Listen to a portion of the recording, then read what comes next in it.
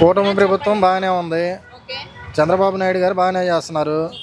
టయానికి మాకు ఇక్కడ అన్నా క్యాంటీన్లో భోజనం అవి బాగానే పెడుతున్నారు.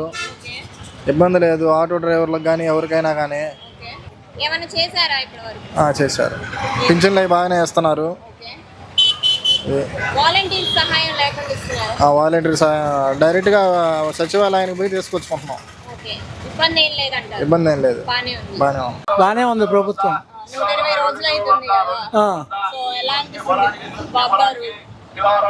పరిపాలన బాగానే ఉంది. రోడ్లు గిట్లా వేస్తూనే ఉన్నారు, అన్ని వేస్తూనే ఉన్నారు. కానీ మాకు ఎటువంటి పథకాలు లేవుగా.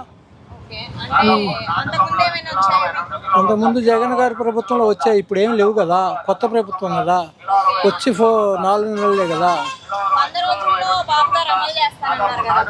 తర్వాత చేస్తామంటున్నారు, నిదానమే ప్రధానం అంటున్నారు.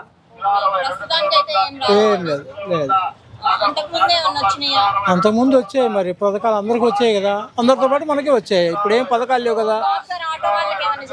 ఏం చెప్పలేదండి, ఏ నిర్ణయాలు చెప్పలేదు. అంతే అంతే.